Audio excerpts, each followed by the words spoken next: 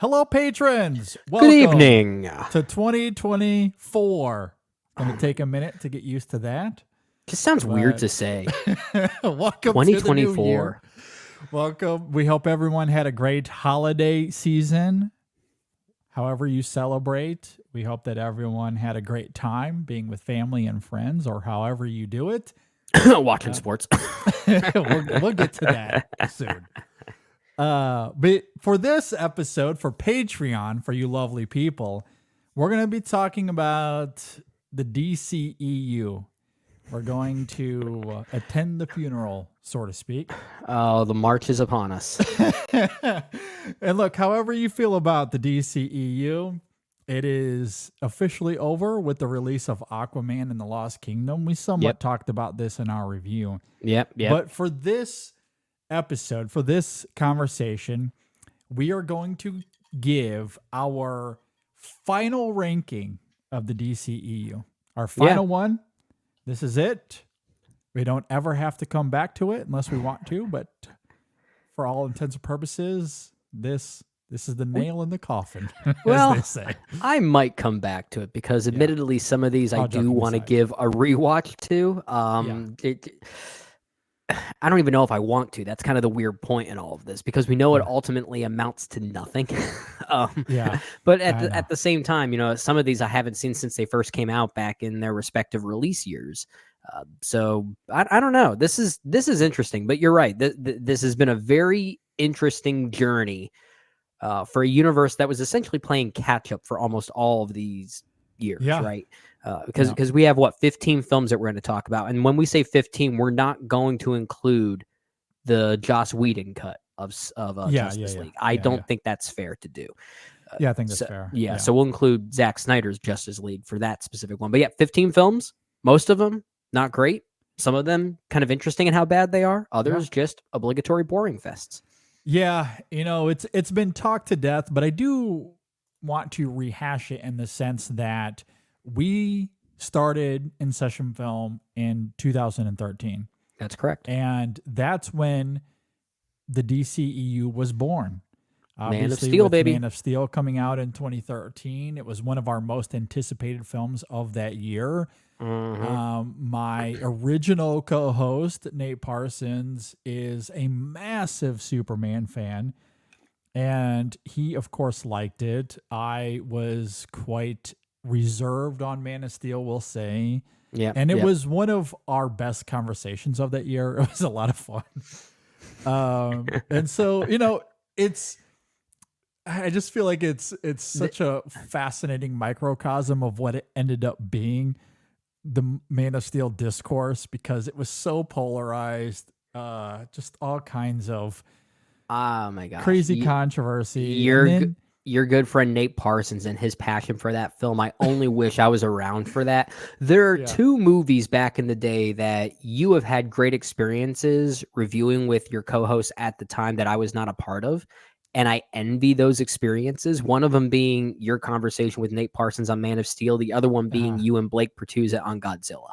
Yeah, that was incredible. Both of those conversations were extremely memorable. Yes. No, do love those. R.I.P. Blake, we miss you. Yeah.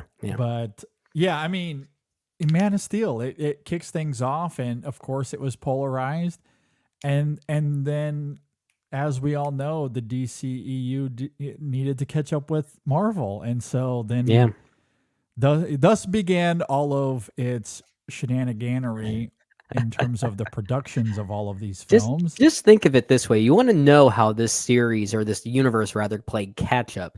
It took them 2 movies to start building the Justice League. Yeah, that's it. Yeah. Only 2 movies. 2.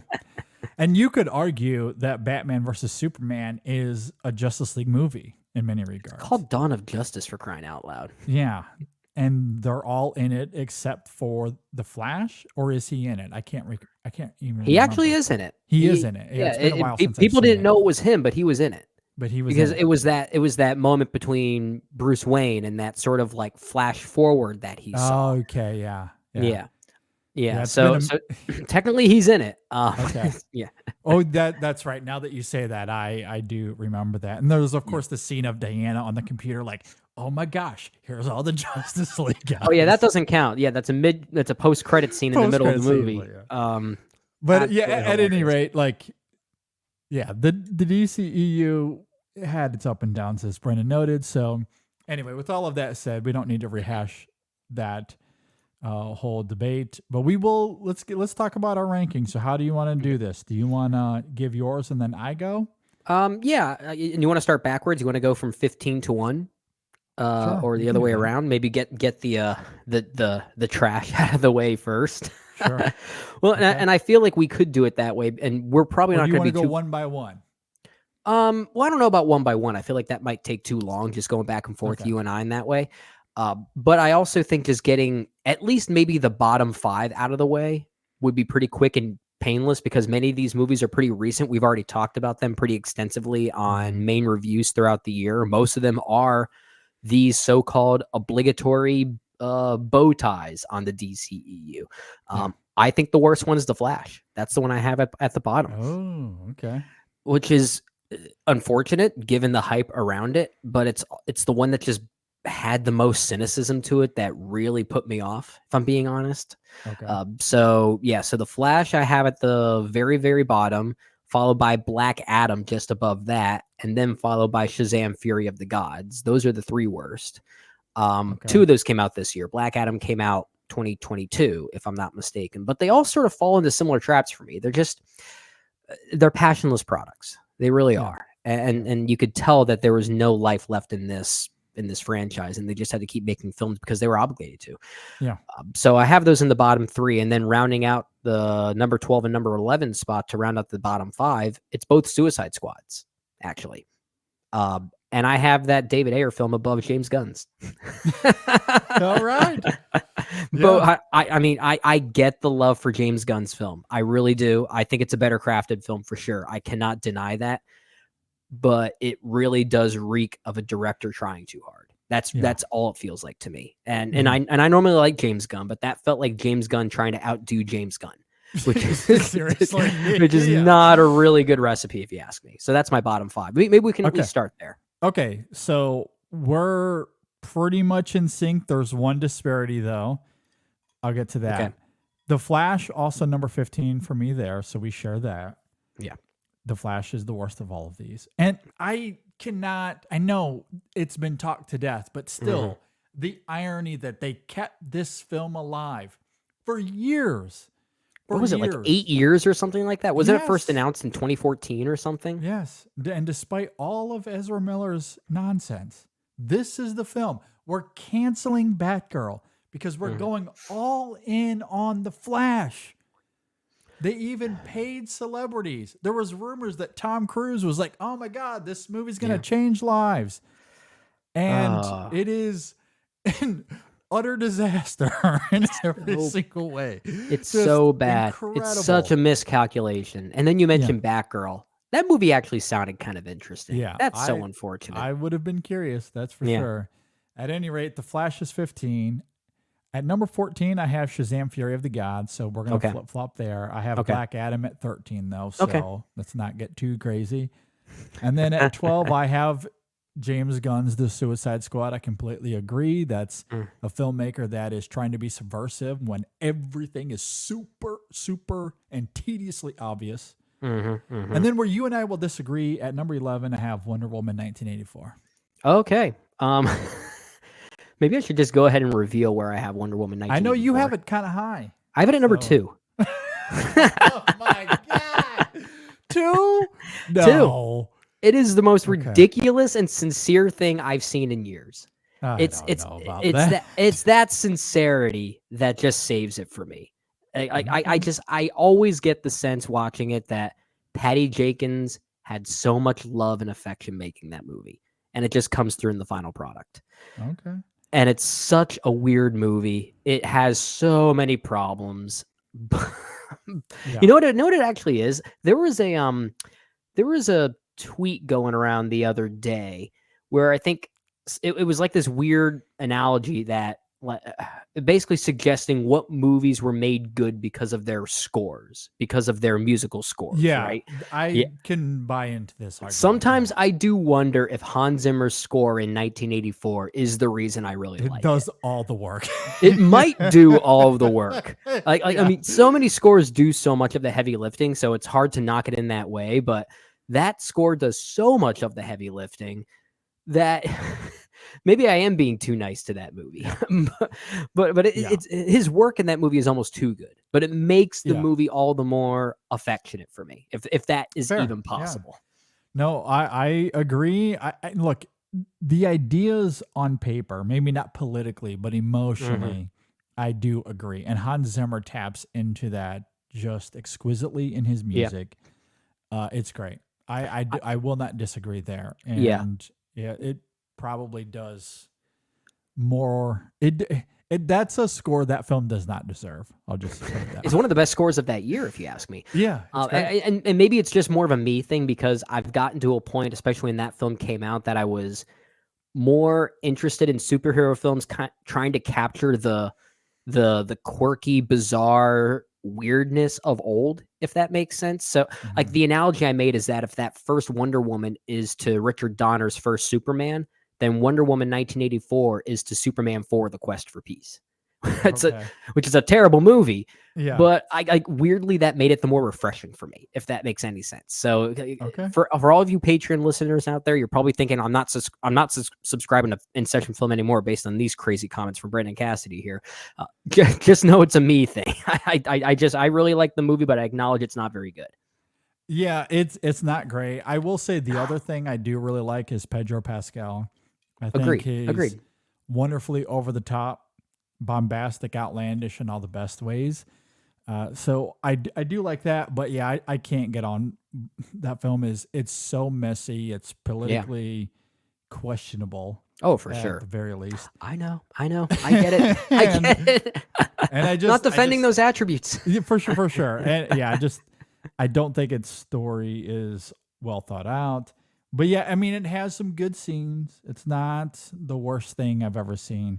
And I mean, you could argue that it's better than maybe the few that I have above it. But I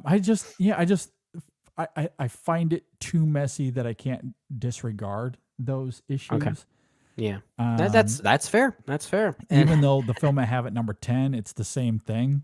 The same problems exist. So let me just get out of the way because I think I know what your number 10 is, and that's David Ayer's Suicide Squad. Yeah, so I have David Ayer's Suicide Squad at 10. And look, that's also a very messy film. It's, there's not much about it that makes sense. There are scenes where you can tell the producers really left David Ayer's vision intact. Yeah, it's a film that is so much less than the sum of its parts, but some of those parts are actually pretty effective, and that's like those individual parts are why I actually prefer it over James Gunn's outing. Even though I think James Gunn's film is more consistent as a whole, in totality, it's a better movie. But I'll take the bar scene that leads to the climax over anything in James Gunn's film. I agree. Like that's why I perhaps, fairly or unfairly, I do show some empathy to David Ayer and the fact that his film was butchered. Say what you will about the Ayer cut, release it. It's unquestionable at this point. Like we know that that's not his movie. And it's not fair to judge him based on that final product. Yeah. They butchered that movie. They were very open about that at the time, let alone now. Yeah. So, and it comes through in that final product. You see the tonal variances, and it's so jarring. It is striking the tonal variances from the dour nature of what his film was going to be, or at least the more intense version of it, where they tried to Guardians of the Galaxy it, and it just doesn't work. It's really bad. But I'm willing to give it a little bit of empathy because I think the Ayer-isms of it are genuinely good and showed promise. I don't know if the film would have been great still. It still probably would have been a little messy and maybe middle of the pack here. but I think it would have been a lot better than what it ended up being, and especially a lot better than the films we got in recent years. The problem is that it just doesn't feel like a movie. And you could tell that there were interferences, as you're talking about, that led to the destruction of that entire movie. Yeah. It was a victim of a really great trailer. Is that what happened? That great trailer? That's what it was. People responded to it. Yeah. I don't know why they greenlit that trailer. I mean, that's as much on WB. The fact that it's a great trailer. It's a great work of art in and of itself. But from what I understand, according to David Ayer, it does not sell that movie accurately at all. No. And again, they were open about it. Like, we are recutting this movie to fit the tone that apparently everyone loved. And this is coming off the heels of Guardians. Guardians came out the year before. And it's a similar-ish movie in the sense that you got a bunch of outcasts coming together, so to speak. Yeah. And and they tried to mimic Marvel, surprisingly, right? At that time, are you kidding me? They're trying to catch up to Marvel. Catch up mode. Yeah, and look, it is a messier movie than Wonder Woman 1984. It is a messier movie than James Gunn's Suicide Squad, but I think its highs are higher than those two movies for me. That's fair. And the potential, I think, was very much there. That's fair. It was just butchered, and that's not Ayer's fault. Yeah. So you have that at your number 10. I guess, how do we want to do this? Do you want to just go through your maybe your 10 through 6 or something? Yeah, so I'll just finish that 5. So at number 9, I have Man of Steel. Okay. At number 8, I have Batman versus Superman. At 7, I have Birds of Prey. And then at 6, Aquaman and the Lost Kingdom. All right. So we're getting some differences here. At number 10, I have Aquaman and the Lost Kingdom. At number 9, we both agree here. I have Man of Steel. Okay. Number 8 and number 7, I'll admit, are the most that could fluctuate at this point. Number 8 right now for me is Blue Beetle. And number 7 for me is Batman v Superman. And the only reason why I have Batman v Superman above Blue Beetle is I feel like I need to give the Ultimate Edition, the Snyder Edition, if you will, another chance for Batman v Superman. Because I don't know if I've seen it. I can't really remember. I think you logged it that you did you did Yeah, consider I it a can't pretty remember. significant improvement over the theatrical film. I mean, I'm seeing it here. I logged this several years ago now. There you go. See, it just goes to prove how much I stalk your Letterboxd page. Clearly. All righty then. Yeah, but that's another movie that I think is sort of a failed vision, Batman v Superman specifically, but it's at least trying for something. Mm-hmm. And there are moments of philosophizing that I think are at least kind of interesting when characters are just simply talking to each other. When it's really more of a Batman and then a Superman film separately, it's actually kind of good at times. Mm-hmm. I think when it becomes a Batman versus Superman movie, it's missing something. Yeah. And that's why I want to give that Ultimate Edition another shot, because maybe it'll help me find those things now that I have Zack Snyder's Justice League to look at in comparison to that and to see what he's doing with longer time to span on these moments and these characters. Mm-hmm. So I have that at number 7 right now. And at number 6, I have that first Shazam, which I still think is quite fun. Yeah, I like the first Shazam. I have that at number 4. I really like it. Okay. It's to me, it's the most fun of these, except for Aquaman, the first Aquaman. But I think it's on par with that Aquaman in terms of fun. Like it's got a good story with grounded emotion. The young actors are having a ball. Mm-hmm. Zachary Levi, say what you will about him. Hey, he's charming. He's charming. He was charming. He was good. Yeah. And I think he's overplayed it now, especially we've come to realize that he is that guy. Like he is that character. Yeah. But yes, in that first movie, charming, extremely effective, works well within the context of that story. Right. And really fun and playful. And to me, I think that's what, at that time, that's what the DCEU really needed. It was struggling to find just any sort of breath. Even though, yes, I do like, apparently, the Ultimate Edition of Batman versus Superman. And now that we're talking about it out loud, I do remember some of those additional scenes of like Lois Lane in that film. And I actually really like those moments. It's when, It's how she's utilized later on. It's when she becomes a plot point that it becomes a problem. Yeah, that's exactly. Yeah. But yeah, I think Shazam came at the right time for all of the mess that was the DCU at that point. They're struggling to catch up to Marvel. Yeah. Well, because there was a moment where they stopped caring about catching up to Marvel. You know, they kind of embraced the formula. Like Shazam was more of a Marvel movie than a DC movie at that point. But it wasn't about connectivity, you know, like because you had that first Wonder Woman, which really was the hit that the DCEU needed. Yep. And after that is when we started getting movies like Shazam and Aquaman and Birds of Prey, and all four of those films had something in common, where there wasn't this forced connection between them. There was just this like this. I sometimes say the latest DCEU films that I don't care for had this I don't care attitude, and that's what made them bad. But it was sort of the opposite for these other films that came before it. They didn't really care that much, but they cared about making fun, genuine, heartfelt content. But for a moment, they had their own imprint. They had their own vision, really, right? Their own tone, and it was working for a little while. I agree. I agree. Aside from Justice League, which came after Wonder Woman, but obviously we somewhat expected that film to be a disaster given the production around it, and you know, God bless Zack Snyder. I can't fathom going through what he did. Yeah. And then, of course, Joss Whedon coming in, making a completely different film. So, I mean, we kind of knew that film was going to be a mess. But yeah, you remove that out of the equation and you got Wonder Woman, Aquaman, Shazam, and Birds of Prey. That 4-film run, not terrible. And probably for the reasons you're talking about. No connectivity, their own style, tone, all different and good in their own unique ways. Yeah. So I had Shazam, that first Shazam, at number 6. You said you had it at number 4, right? I have it at 4. Yep. Okay. I'll round out my top 5, and then we can go to your top 5. And what did you have at number 6 again? At number 6 was that first Shazam. Oh, first Shazam. Okay. Yeah. So then when we get to my 5, a lot of these films we did mention already. At number 5, I do have Zack Snyder's Justice League. It is, I mean, it's a mini series really, as opposed to being a movie. Certainly an improvement over Justice League, as some people like to jokingly call it.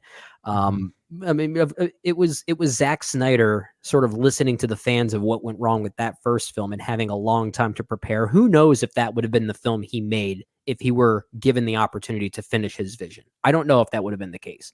But what we got was a pretty rudimentary but still rather effective superhero story about cultural unity. Like it still mostly works, and it's weird to see a Zack Snyder film that's not like imbued with such like meanness and cynicism. Like it actually has like this sense of peace to it. If there's anything I could describe it as, like it's an interesting thematic and emotional outlier in his filmography in a lot of ways. So I at least appreciate it in that regard. I have Birds of Prey at number 4, and that's a film I think I'm gonna like more as time goes on because I just love the smallness of that one, the almost feminine not even almost, the real feminine energy of that one just makes it stand out so much when compared to these other films, even more so than something like Wonder Woman, which I have at number 3. But Birds of Prey was really about that femininity and utilize like the idea of one of these characters tossing the other one a hair tie. Like just simple gestures like that. It gets those little gestures right. And I like how inconsequential that the film is. If there's any one film in the DCEU that I would say is the most inconsequential, it's Birds of Prey. And that's one of the things I love the most about it. So I have that at number 4. Okay. Wonder Woman at number 3. Again, controversially, Wonder Woman 1984 at number 2, which means that first Aquaman. I love that film. Shut up.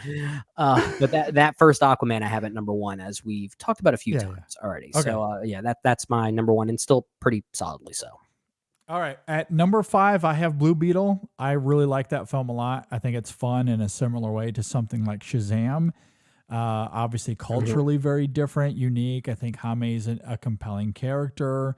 I love the family dynamic. It's a little weird and over the top at times, but wonderfully playful. I had a lot of fun with that movie, and maybe Jaime will come back.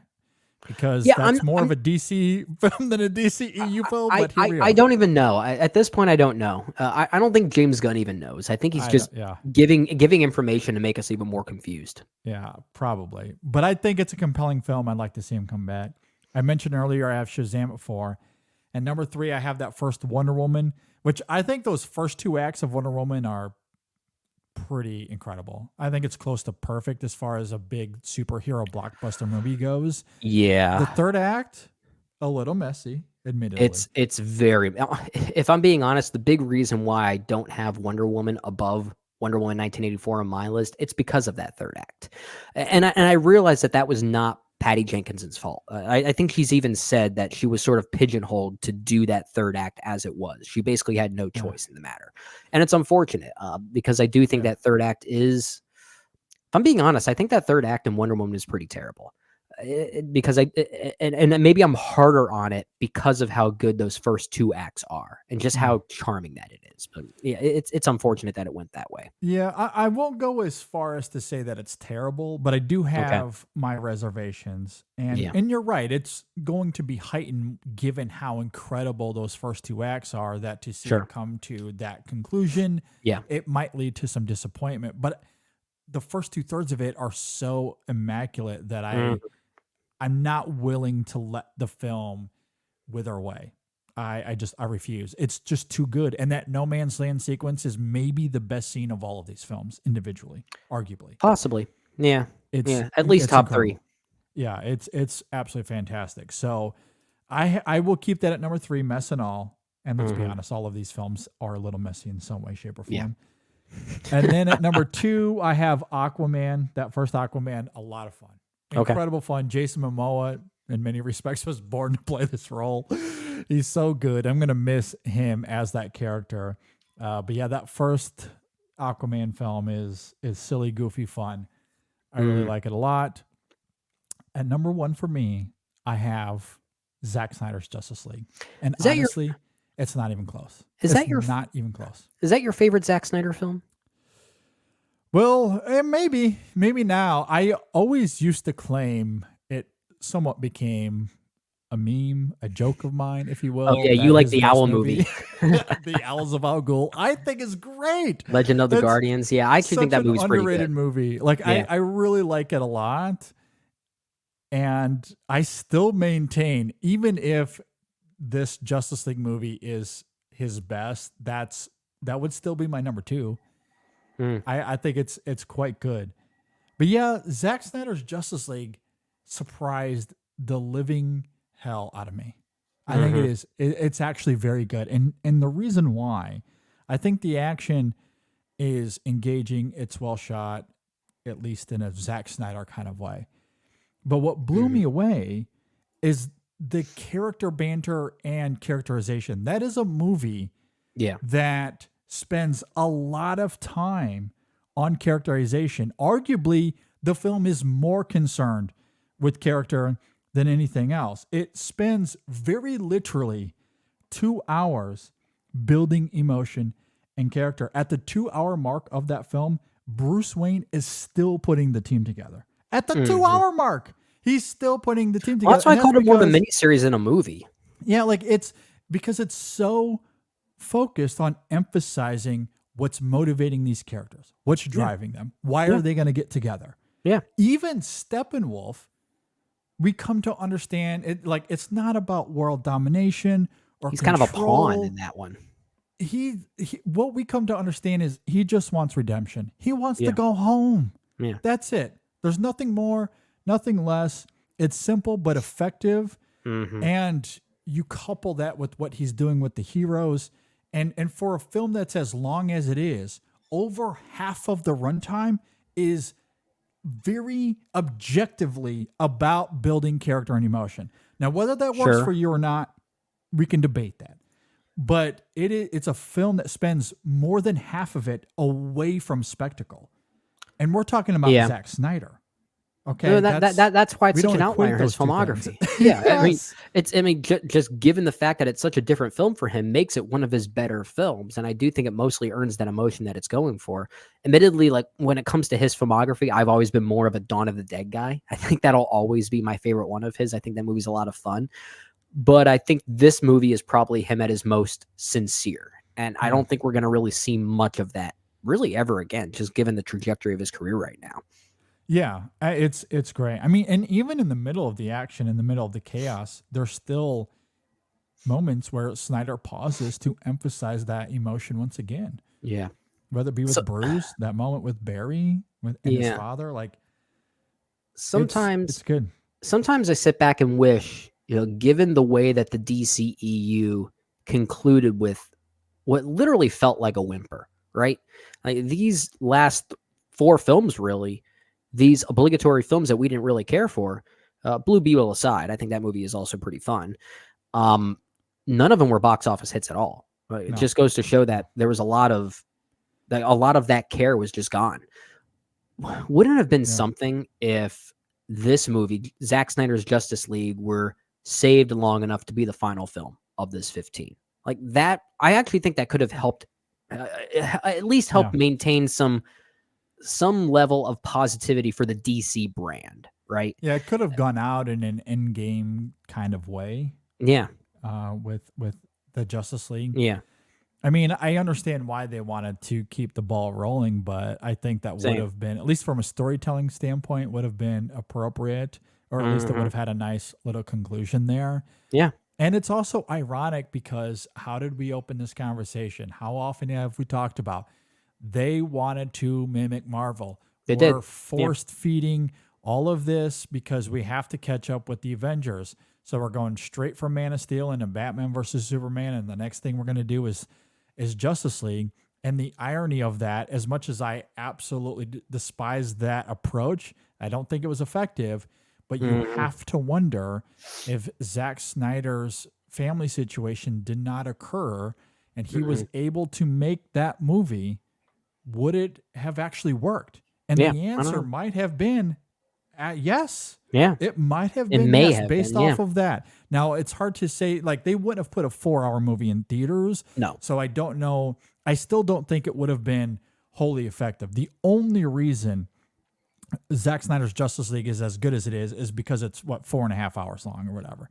Like he gets to spend, like I noted, he gets to spend over 2 hours character building. I mean, Warner Brothers is not going to approve that. There's a clear point where you could have an intermission. So yeah, I mean, if they wanted to do the 2-part thing, like it's not out of the realm. It's not out of the realm of possibility. You really like the movie is structured in a way that you could have easily 2-parted that thing, and it would have felt like 2 complete stories tied together. And they would have beat Infinity War and Endgame to the punch. And that's interesting because that's why I love Infinity War. Like, I don't love Infinity War for the action. I love it because you get to see Chris Hemsworth as Thor being so emotionally distraught throughout that film, and his relationship with Rocket. Or we see everything with like that film is wholly dedicated to character building, and then throws in a giant action beat at the end of it. But that's all that movie is. And then Endgame comes, and that's the huge spectacle. So you're right. I mean, there's an opportunity for them to do that. And the irony, they would have beat Marvel to the punch in that regard as well. It's interesting to think about how what would have been. Yeah.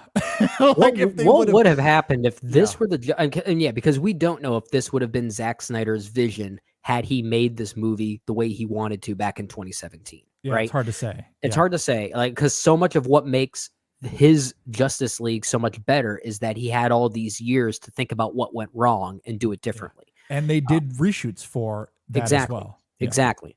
But yeah, you're right. If hypothetically speaking, this were the version we got in 2017 as a 2-parter, that would have been really interesting. I would have loved to see what Kevin Feige would have been doing to change things up. Like we might not have even gotten Infinity War and Endgame. Yeah. It's crazy to think about it. And I don't think that Warner Brothers was ever considering a 2-parter in that regard. No. Not that they haven't done it before. They did with Harry Potter. So it's Yeah. possible that they could have that maybe that was on the table. I don't know, but and it's just crazy to think about if they really did, if that was ever on the table and they pulled that trigger, the MCU would have drastically had to alter its course. You would Yeah. think. It would had maybe not play catch up. I mean, I said it facetiously that maybe Infinity War and Endgame would have never come out. Of course, they would have still come out, but the timing of it all would have been different. Like And the execution would the have been different. execution would have been different. The strategy and the marketing of it would have been very different. Yeah. But yeah, that would have been a really interesting way for DC to have all these years failing the catch up game, and all of a sudden they come out with a 2-parter where it's like, actually, this is kind of good, guys. Yeah. Yeah. Yeah, crazy. And that is certainly the irony of it. But I do want to give Zack Snyder some grace because I can't fathom going through what he did. Same here. To come through and while that probably wouldn't have been the version we got in 2017, the version that we did get, I think, has a passion to it because this is a man that while making this was still very much grieving. And that's probably why the film has as much character in it as it does. Sure. And I think maybe that's why I'm so disappointed with Rebel Moon. I know you and I haven't really talked about it too much, especially here on the show, but Rebel Moon Part 1 is so antithetical. Like that's a movie that yes, there's moments of characterization, but it doesn't seem to come from a place of Zack Snyder feeling wholly inspired. That's unfortunate. Unlike Justice League, unlike his version of Justice League. And again, and that's a film, ironically, where he did sell the 2-parter. Yeah. Where Netflix is like, yeah, we'll do 2 parts. We'll give you 4.5 hours. That worked well enough for Justice League. Let's do it. Yeah. And, well, we're not here to review that, but I'll just say it doesn't work. It does not work. Yeah. It does not work. It's unfortunate. This latest trajectory of Zack Snyder is so disappointing, especially given Army of the Dead, which was sort of like a weird aesthetic turning point for him in some ways. And I think that might be his worst movie, if I'm being honest. Yeah, it's not good. And I don't mean to say that cynically because I know Zack Snyder has a pretty interesting eye. Like, I don't really love any of his films, if I'm being honest, but there are moments in all of his films where I think this guy is interesting. Like Watchmen, I think is a very interesting movie. I don't think it's a great movie. I think it's an interesting one though. Yeah. I mean, I feel the same way about Man of Steel. Like I don't love Man of Steel, but I do find elements of it extremely compelling. There are a lot of scenes in Man of Steel that I think are quite great. That's I think the first half of that movie is actually really good. Yeah. When it becomes a Superman movie is when I start to lose interest, ironically speaking. But I think I think that opening on Krypton is really effective. I agree. I think like the scenes of Clark sort of growing up, like the scene at the bar, I think is a really effective moment of character. I love those scenes. Don't love the tornado moment, but other than that, that's whatever. But yeah, it's you're right. It's actually pretty bad. It's the one bad moment it's the bad moment of that first half for sure. But the rest of that first half, I actually think is quite good. It's just unfortunate that it turns into what it does at the turning point. Yeah, for sure. Yeah. At any rate, those are our thoughts on the DCEU. Rest in peace. It's done. It's all done. Superman Legacy coming soon. Yeah, we transition to the DCU with James Gunn and company. Oh, well, we'll talk about that new era coming soon. But absolutely, the DCEU as it stands, rest in peace. And look, all joking aside, I talked about how nail in the coffin, all that sort of stuff. But there are like some of these films I will gladly rewatch. Like there's some fun to be had here. It's not all gloom and doom. There's some fun. Like any of those films in my top 5, I would gladly rewatch. If I walk into a friend's house or apartment and it's on TV, I will sit down and watch it with them. Yeah, it's interesting. Like at the very least, I would say just over a third of these, I think are pretty good with wavering results at the very least, maybe even better than that. Even the ones that I'm a little bit mixed on, like Batman v Superman, for instance, I could still watch that again because there are at least interesting things in it, right? Yeah. That's where we're getting into, for going by letterbox grades for a frame of reference. that's where we're getting into like the 2.5 out of 5-star territory for me, which is kind of it seems to suggest a mixed reaction, but it's really just more to do with how those films fail to function as films, but they still have interesting components to them. Yep. And there's a lot of that happening in the DCEU. It's a bunch of interesting components that don't come together as a full feature. That's what this is. And I think that's the best word to go out on. So I think that'll be it, because I just bumper stickered the DCEU. Exactly.